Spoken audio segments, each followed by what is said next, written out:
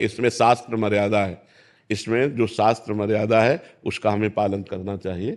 जैसे संध्या के समय मैथुन नहीं करना, भोजन नहीं करना, शयन नहीं करना, उस समय जप करना, भगवान का ध्यान करना। तो शास्त्र जो आज्ञा करता है हम अगर उसका पालन करेंगे तो हमारी उन्नति होगी। अब जैसे गुरुवार के दिन किसी भी स्थिति में बाल नहीं कटाना, द्वादशी के दिन किसी भी स्थिति में तुलसी जी को नहीं छूना।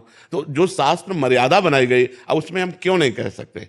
क्योंकि ये ब्रह्म ऋषियों के द्वारा बनाई हुई मर्यादा है। बुधवार को और शुक्रवार को आप बाल कटवा सकते हैं, लेकिन अन्य दिनों में कटवाने से आपके पुण्य क्षय होंगे।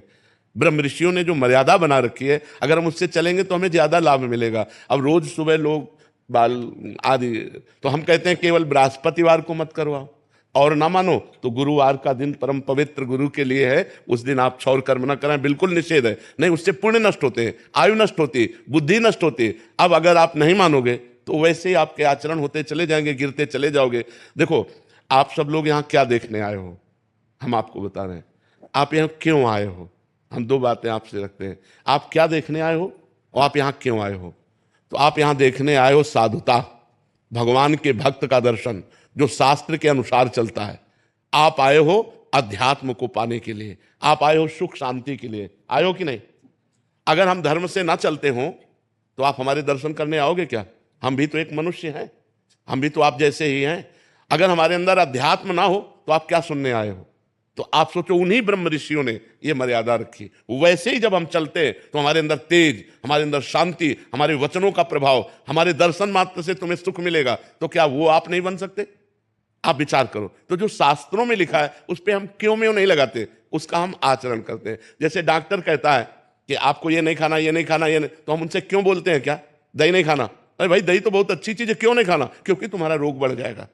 जब तुम ठीक हो जाओगे तब तुम सब कुछ कर सकते हो, लेकिन जब तक ठीक नहीं होते तब तक तुम्हें दही नहीं खाना, ऐसा मना किया जाता ना। जब तक हमारा ज्ञान नष्ट नहीं हो जाता तब तक ये सब बातें, और ज्ञान नष्ट हो गया तो फिर कोई नियम नहीं, फिर वो सबके ऊपर पहुंच जाता है। जब स्वस्थ हो गया तो खूब दही खाओ, क्या परेशानी है?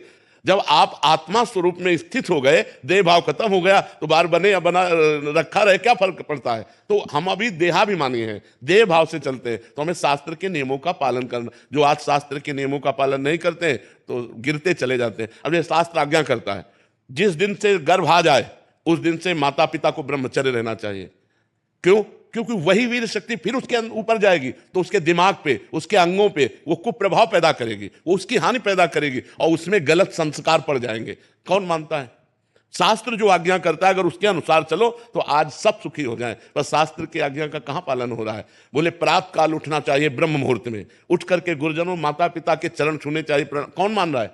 प्रातः काल उठ के रघुनाथा, मात पिता गुरु नावै माथा, मातृदेवो भव पितृदेवो भव अतिथि देवो भव। कहां गया? पहले लिखा होता था घरों में बड़े अक्षरों में अतिथि देवो भव, अब लिखा होता कुत्ते से सावधान, नहीं लिखा होता। तो हमारे जो शास्त्र कहते हैं उस पे हम क्यों लगाने का अधिकार नहीं करते?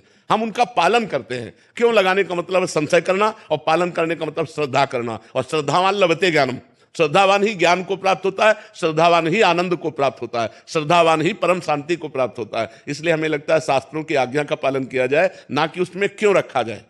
बस समझना है, हर भाव को समझना है। शास्त्र मर्यादा है। जैसे देखो, कहते हैं हम सब एक हैं, हम भी कहते हैं सब एक हैं। अब एक पिता के दो पुत्र हैं, एक बड़ा एक छोटा है। अब छोटा वाला बड़े के पैर छूता है, छूता है ना। अब ये मर्यादा है, शास्त्र मर्यादा है। तो देखो कितना अच्छा लगता है अगर छोटा वाला अकड़ के कर दे कि जिस बाप से तुम पैदा उसी बाप से हम पैदा हैं, क्या कमी जो हम तुम्हारे पैर छुए। उदंडता कही जाएगी कि नहीं कही जाएगी? और जब भैया कह के पैर छूता है तो हाथ। तो ये जो हमारी एक मर्यादा बनी हुई है, जो हमारे शास्त्र आज्ञा बनी हुई है, उसका पालन करने से हमें आनंद मिलता है, हमें शांति मिलती है, हमारी उन्नति होती है। और जब हम शास्त्र की आज्ञा का उल्लंघन करते हैं तो अशांति होती है, क्लेश होता है और हम अवनति को प्राप्त होते हैं। इसलिए हमें लगता है जो शास्त्रों में लिखा है उसका अक्षरशः पालन करना चाहिए।